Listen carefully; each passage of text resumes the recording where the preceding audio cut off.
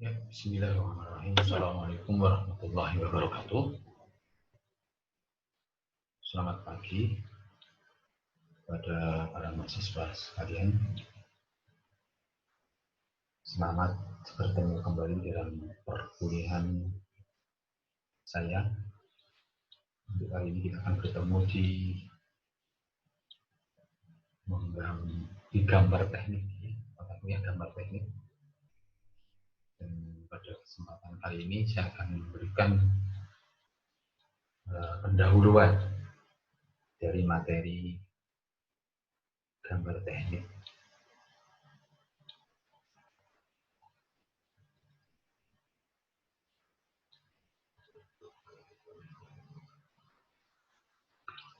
Jadi gambar teknik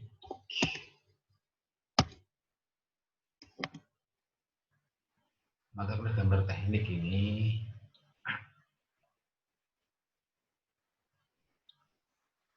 adalah sebuah mata kuliah yang wajib ditempuh untuk mahasiswa D3 Teknik Elektronika,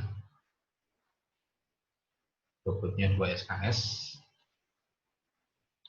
yang isinya yaitu untuk mengenal materi dasar teknik menggambar, khususnya dalam bidang elektronika.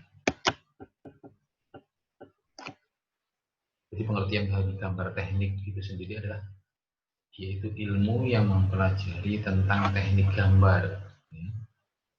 Apa itu teknik gambar? Teknik gambar yaitu cara-cara maupun aturan-aturan yang wajib dipenuhi untuk membuat gambar teknik secara benar.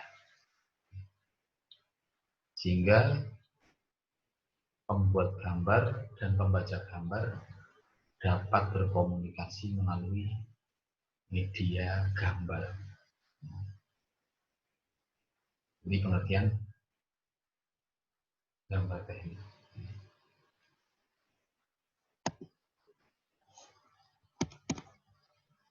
Jadi gambar teknik ini yang dipelajari adalah dasar-dasar menggambar, cara menggambar yang benar, peraturan dan persyaratan gambar, keseragaman dan metode dalam menggambar. Sehingga hasilnya nantinya gambar yang jelas, mudah dibaca ataupun dimengerti, dan yang ketiga dapat dilaksanakan. Ini. Jadi kedudukan kita ingin tahu perbandingan antara bahasa dan gambar. Karena tadi disebutkan adalah gambar ini sebagai bahasanya orang teknik. Ini analogi perbandingan antara bahasa dengan gambar. Kalau kenal bahasa ini kita mengenal ada bahasa yang berupa lisan dan berupa kalimat. Lisan inderanya akustik, ekspresinya suara. Kalau kalimat ini visual dinamakan kalimat. Nah, untuk lisan dan kalimat ini memerlukan aturan yang namanya tata bahasa. Sedangkan gambar ini inderanya visual, ekspresinya gambar. Ini memerlukan aturan namanya standar gambar. Nah, jadi fungsi daripada, jadi kalau bahasa itu memerlukan tata bahasa supaya bisa dimengerti, ya, menimbulkan arti yang tidak bias. Sedangkan gambar ini memerlukan standar gambar. Sehingga pentingnya menggambar bagi seorang ahli teknik itu dapat disamakan dengan pentingnya menulis bagi seorang pengarang. Maknanya apa? Kalau seorang pengarang ini tidak bisa menulis, ya akan banyak sekali terjadi kendala. Ya.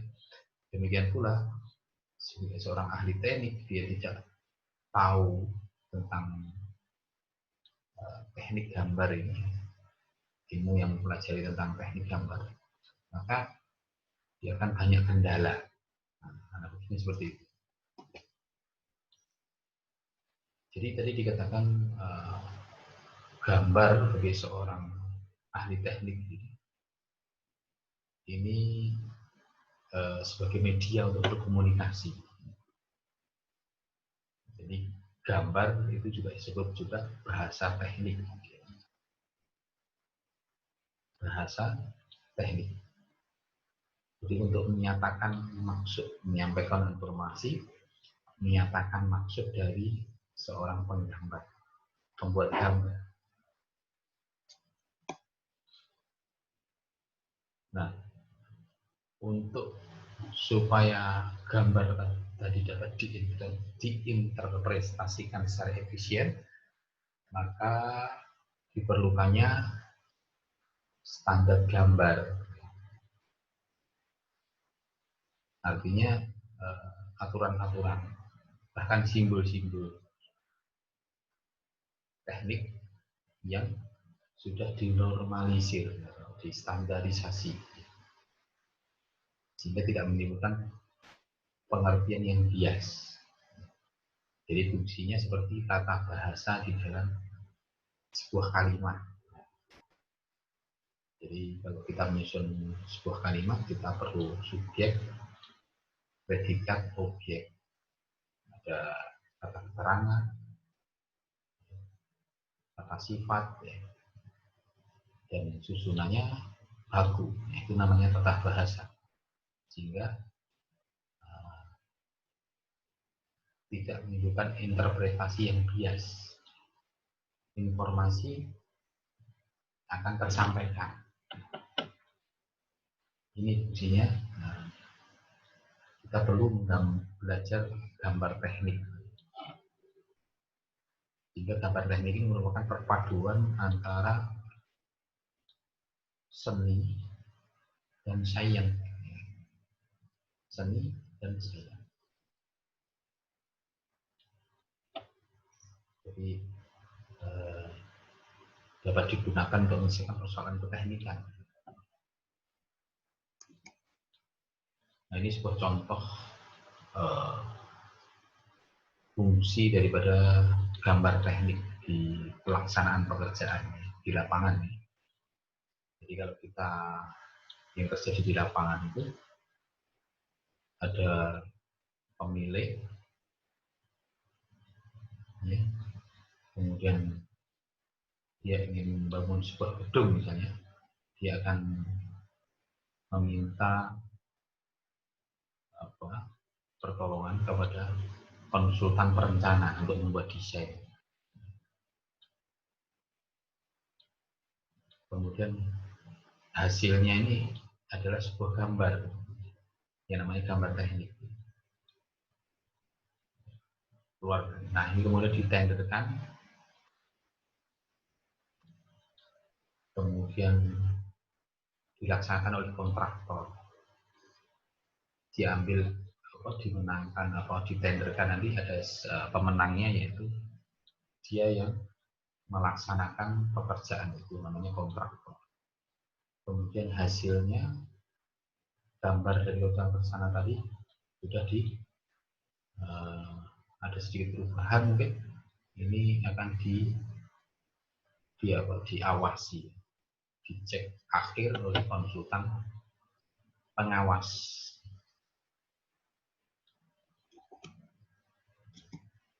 Jadi ini posisi tadi, bagaimana pemilik ini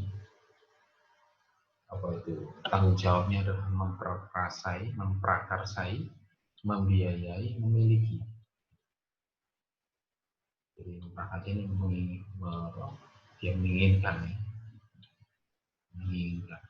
Ya. Kemudian dia akan berkonsultasi dengan konsultan perencana, yang dia bertugas merencana, planning, dan merancang desain. Nah, keluarannya ada gambar rencana.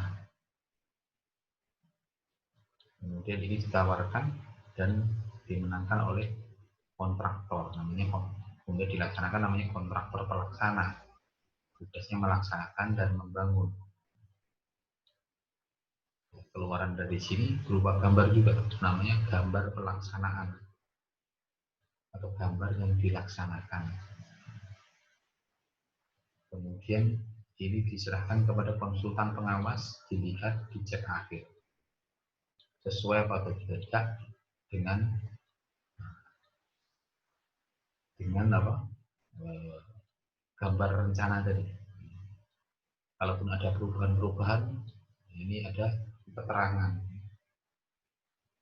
keterangannya yang dirubah yang mana apabila tidak sesuai gambar rencana. Jadi dipastikan konsultan pengawas ini memastikan kondisinya dengan melihat gambar. Jadi ini fungsinya gambar teknik, ketiga media untuk tadi terjadi komunikasi antara pemilik, konsultan perencana, kontraktor pelaksana, dan konsultan pengawas. Ini semua dilakukan dengan bantuan sebuah gambar teknik. Nah, ini dengan setelah mendengar ilustrasi dari paparan tadi, timbul pertanyaan hubungan gambar dengan engineer. Pertanyaannya adalah, haruskah seorang engineer itu mampu menggambar teknik? Pertanyaan yang kedua, haruskah seorang engineer mampu membaca gambar teknik? Silakan menjawab. Mampu menggambar teknik, mampu membaca gambar teknik. Pertanyaan pertama, haruskah seorang engineer mampu menggambar teknik? Jawabannya relatif. Ini jawabannya belum tentu. Tapi kalau harus mampu membaca gambar teknik, ini harus. Kenapa ini yang pertama harus mampu menggambar teknik ini belum tentu? Karena memang tadi ada science, ada estetisnya, ada seninya. Nah, tidak semua orang ini mempunyai seni, terutama untuk menggambar manual. Ini ada beberapa orang mungkin itu mempunyai kesulitan, sehingga jawabannya relatif. Tapi sebetulnya ini bisa diatasi dengan kondisi mutakhir sekarang ini, yaitu menggunakan komputer, menggunakan software. Menggambar teknik menggunakan software ini lebih tidak ada kendala bagi semua orang. Sehingga jawaban yang pertama ini, haruskah seorang engineer mampu menggambar teknik? Jawabannya harus. Yang kedua, haruskah seorang engineer mampu membaca gambar teknik? Harus. Ini makanya kita perlu membaca gambar teknik ini. Dan ini ditaruh di semester pertama, sehingga ini akan melatar belakangi daripada perkuliahan selanjutnya.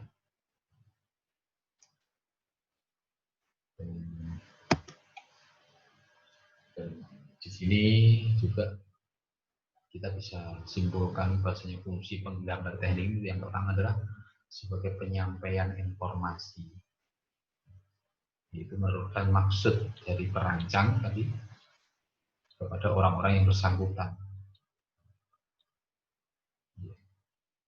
kepada perencanaan proses, pembuatan, pemeriksaan, dan sebagainya. Yang kedua, fungsi pengawetan atau penyimpanan.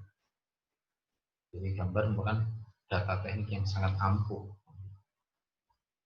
Ya, contohnya kalau kita kalau di bidang elektronika, kita membeli peralatan elektronik mesti akan disertai skema rangkaiannya, dan di situ banyak sekali tertulis variabel-variabel atau data-data, ya, sehingga apabila terjadi perusakan atau pemeliharaan, misalnya kita tinggal melihat gambar itu. Dan simple, artinya tidak memerlukan tempat dan ruangan yang besar. Jadi cukup sebuah gambar dipadatkan dan dikumpulkan. Jadi yang ketiga adalah gambar ini adalah sebagai cara-cara pemikiran dalam penyampaian informasi atau konsep abstrak. Sehingga kita merasa ya orang teknik dalam menyampaikan pemikirannya ini menggunakan sketch ya, sketch dalam bentuk gambar gitu ya. Inilah dinamakan konsep abstrak. Ini fungsi gambar teknik. Nah, kemudian dalam perguruan kita nanti satu semester, pendekatan pelajaran yang kita pakai yaitu tetap muka di kelas. Itu teori berupa tutorial. Ini bisa karena ini kita dalam kondisi protokol COVID, ya, sehingga kita banyak menggunakan media daring. Bisa nanti kita buat kelas, tapi menggunakan Zoom atau pakai video ya, tutorial tapi berupa video, ataupun juga mungkin menggambar cukup dengan teori ya, atau saya berikan sebuah teori, kalian tugas baca dan mendalaminya dan berdiskusi, ini juga bisa. Kemudian selain tatap muka yaitu adalah karena memang kita ini menggambar, jadi memang harus ada praktek menggambarnya, praktek menggambar manual ya. Kemudian yang juga menggambar dengan komputer juga. Untuk itu diwajibkan ya setiap mahasiswa segera itu mempunyai buku gambar ukuran A3 satu buah. Ini banyak didapat di toko-toko buku ya. Jadi cukup satu buku gambar ukuran A3 ini sudah mencukupi untuk tugas-tugas selama satu semester. Yang kedua adalah pensil 2B dan H ukurannya. Masing-masing satu buah. Pensil 2B untuk mewakili pensil lunak untuk membuat garis yang tebal ya, dan sedang. Kalau pensil H ini mewakili pensil keras ya, untuk membuat garis tipis. Jadi ini pekan depan supaya mahasiswa sudah memiliki ya buku gambar A3 sama pensil. Ya. Ini wajib ini sifatnya. Kemudian komponen penilaian ini terjadi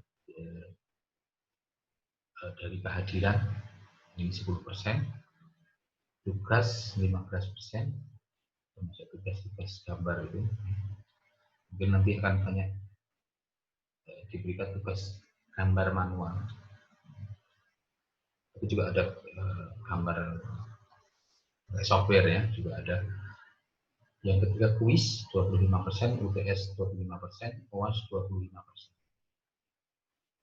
Dan ini bisa berubah ya di akhir semester ketika saya lihat mungkin secara kelas terjadi nilai yang rendah, misalnya di UTS misalnya, maka ini saya kurangi mana persentasenya, saya berikan kepada komponen yang secara kelas berhasil, misalnya kuisnya berhasil, maka saya naikkan sehingga nilai akhir dari mahasiswa itu secara kelas adalah bagus ya. Saya inginkan semua lulus. Dan ada syarat untuk meraih nilainya. Yang pertama ikut UAS, ya. Jangan sampai kalian nggak ikut UAS. Kemudian yang kedua menyelesaikan dan mengumpulkan tugas buku gambar ya, yang tadi sudah diwajibkan kalian harus punya. Ini harus pastikan menyelesaikan dan mengumpulkan. Ya, dipastikan ini supaya betul-betul sampai ke meja saya. Ya, nanti di menjelang akhir semester akan dikumpulkan buku gambar nih. Nah, ini adalah sub bahasan 2 SKS selama 1 semester. Sub bahasan yang akan kita lalui, kita pelajari bersama-sama, mulai dari pendahuluan, kemudian standarisasi. Ya, standarisasi ini bisa banyak ya, tentang peralatan juga harus standarisasi, kemudian garis, angka, huruf, ya, perlu standarisasi. Bahkan skala, ada etiket, poin standarisasi. Kemudian berikutnya adalah proyeksi. Ya. Ini proyeksi ini adalah teknik menggambar. Ya. Proyeksi cara memandang, ya. Cara membuat gambar yang 3 dimensi menjadi 2 dimensi. Ini proyeksi. Nah, kita akan pelajari nanti proyeksi. Tapi proyeksi ortogonal saja yang kita. Kemudian potongan. Ini juga teknik gambar. Bagaimana benda yang berubah itu dengan teknik potongan akan mudah untuk kita menyampaikan informasi. Yang berikutnya lagi simbol atau lambang yang dinormalisasi, khususnya di bidang teknik elektronika. Ada kita nanti akan mengenal simbol-simbol atau lambang. Dan berikutnya lagi interpretasi gambar rangkaian elektronika. Jadi rangkaian elektronika ini punya arti di masing-masing simbol tadi. Sampaikan interpretasi yang menyampaikan maksud dan menggambar berbantuan komputer menggunakan software, bahkan ini bisa dicetak menjadi nanti akhirnya layout sebuah PCB, skema rangkaian elektronika layout PCB. Dan memang ini nanti akan dibantu dengan kelas praktikum dilanjutkan untuk menggambar berbantuan komputer. Kemudian literatur yang saya gunakan ini semua silahkan dicari ya, di perpustakaan ada, perpustakaan online ada, atau di toko-toko buku ada banyak ini untuk pengayaan ya, ataupun juga buku-buku yang lain silahkan digunakan juga, silahkan dicari, dieksplor, semakin banyak semakin bagus ya. Ini adalah pengantar pendahuluan dari mata kuliah gambar teknik saya sampaikan, dan untuk pertemuan berikutnya silahkan kalian persiapkan sebuah tugas yaitu alat-alat menggambar yang sesuai standar ISO. Ini tolong disebutkan dan dijelaskan. 12 saja alat-alat gambar yang sesuai standar ISO. Jadi kalau alatnya standar, nanti hasil dari gambarnya juga standar. Nah, kita perlu tahu alat-alat gambar yang sesuai standar internasional, standarisasi organisasi. Itu mungkin yang bisa saya sampaikan untuk pertemuan kali ini. Saya akhiri dengan ucapan alhamdulillah. Assalamualaikum warahmatullahi wabarakatuh.